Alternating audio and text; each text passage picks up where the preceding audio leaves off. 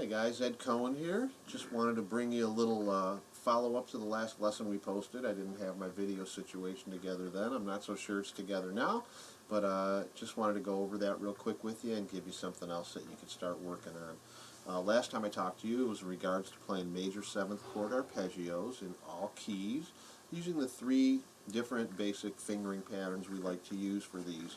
And if you remember, we had the fingering pattern that starts with our 2nd finger, and we did C, and we probably went like this.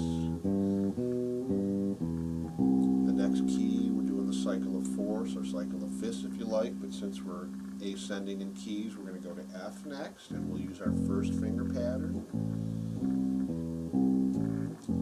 B flat seems to be available right there also, and that's the next key. After that, we'll go to E flat, and we'll use our pinky finger pattern. After that, we've got A flat, and then we've got D flat, and so on. And those are our 3 fingering patterns. You guys should work those through all keys till you're comfortable with all those patterns. The one thing I'd like to add, and by the way, those keys are the order of flats, going C, F, B flat, E flat, A flat, D flat, starting with no flats, the key of C, 1 flat, the key of F, and so on like that. So it's a good way for you to also learn your flat keys, which are pretty common out there.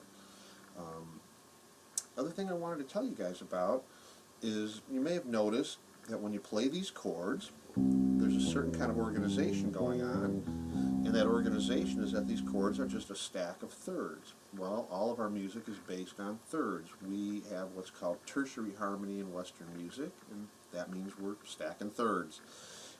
Major 7th chords have a particular formula, and if you learn your intervals, which I highly recommend, I've always recommended an intervallic approach. If you know all the distances from one place to the next, you're never going to get lost.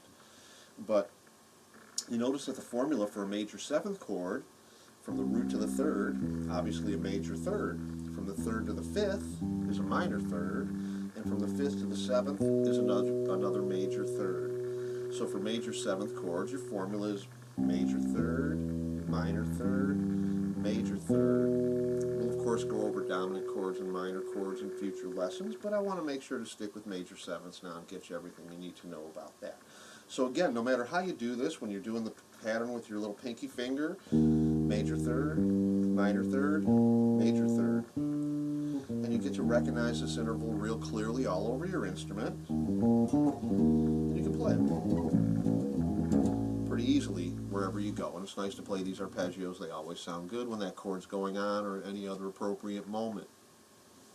One thing I'd like to add to this is that that's all very nice, and playing the root 3rd, 5th, and 7th are the fundamentals of the chord, but chords often have additional things. In music you'll see 9s and 11s and flat 5s and all these other types of things, and you might be wondering, how the heck do I know which ones are okay, which aren't okay, when they're telling me, when they're not telling me, what can I assume? Well, there's a way to find out, and there's a couple of ways to find out. One simple way is to extend the formula that we use to build the chord to begin with. And I'm going to use the C up here. Hopefully you guys can see it. But when you play a C major 7th, again, you got a major 3rd, a minor 3rd, and a major 3rd. Well, we can certainly continue that, and the next interval would be another minor 3rd, followed by another major 3rd, followed by another minor 3rd. When you do that, you get all the extra intervals or colors that go with a major 7th chord. It'll always sound good.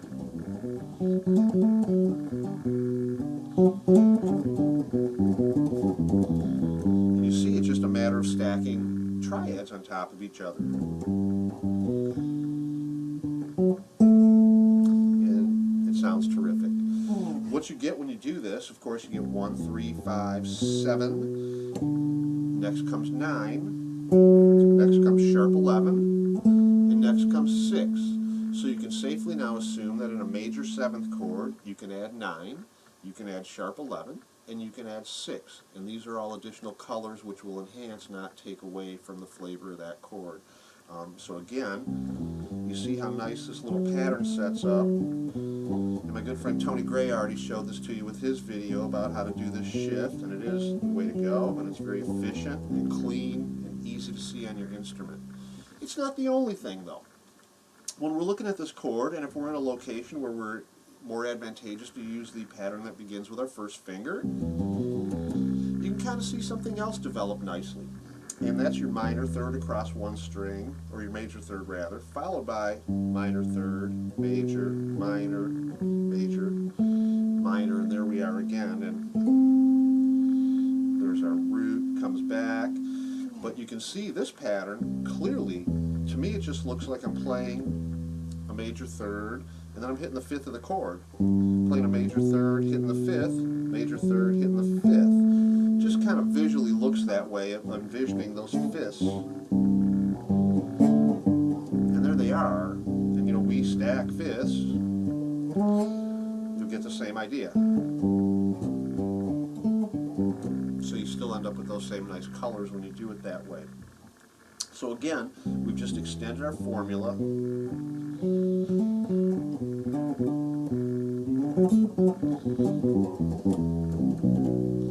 You got some nice things to play over a major seventh chord, which is also a tonic chord, and believe it or not, this will sound good over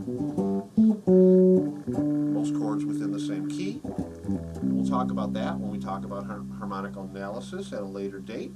But I want to give you one more approach, and it's another one that's very familiar to guitar players, and I think to bass players too, is utilizing pentatonic minors. One of our favorite things, the pentatonic minor. Most of us know a couple of ways of doing it. It always sounds nice, it always sounds good, it kind of has an R&B bluesy feel to it. It's in the lexicon of music, you know, contemporary-wise, no matter what style it is. So we all love this, and every guitar player kind of learns this right away when they're learning guitar. And I hope you guys will all take it upon yourself to learn it if you already haven't. And a pentatonic minor scale consists of a root, a minor third, a fourth, a fifth, and a flatted seventh. The interesting thing is a pentatonic minor scale is the same thing as a pentatonic major scale. It's just the 6th degree of that particular one. So, you know, an E pentatonic minor is identical to a G pentatonic major, and so on and so forth. You know, C pentatonic major, same thing as A pentatonic minor. You can figure it frontwards or backwards, it doesn't matter. And you can see the fingerings kind of lead to some different riffs, but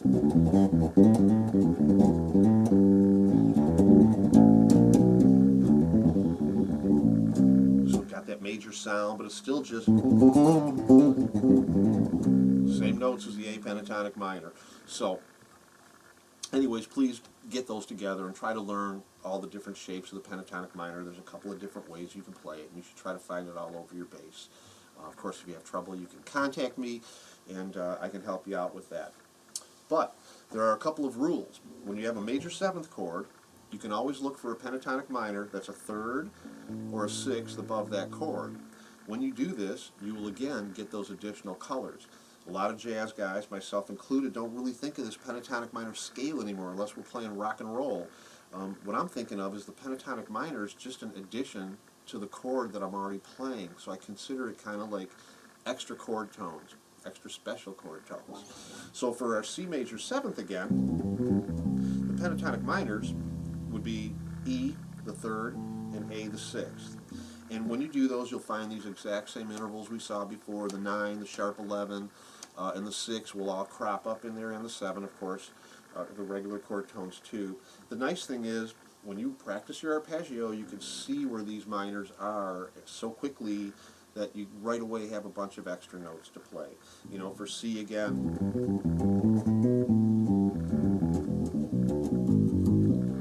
it's right sitting there. Again for A.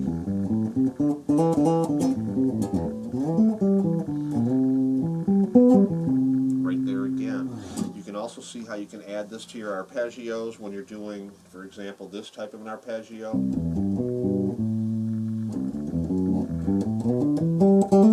So I just play the root, the third, the fifth, the seventh, and back to the third. And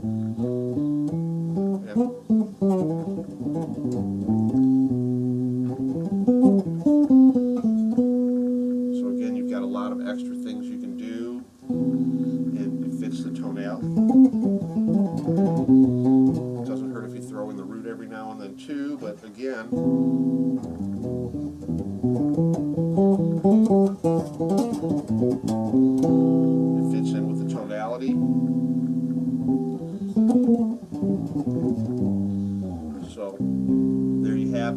So again, for the example, C major 7, you can go up 3 to E to play your pentatonic minor, or you can go to 6A, and you'll notice that those two pentatonic minors really only have one note different between them, so they're really very similar in the same thing. And that's interesting because they both belong to a family called the tonic family, as well as that major 7th chord. So for example, in the key of C, your tonics are C major 7th, the 1 chord, E minor 7, the 3 chord, and A minor 7, the 6 chord. So once again, everything adds up beautifully in music, as it always does. Please practice these exercises. I think they'll help your playing out a lot. It'll free you up on your instrument and give you a much better knowledge of the fingerboard.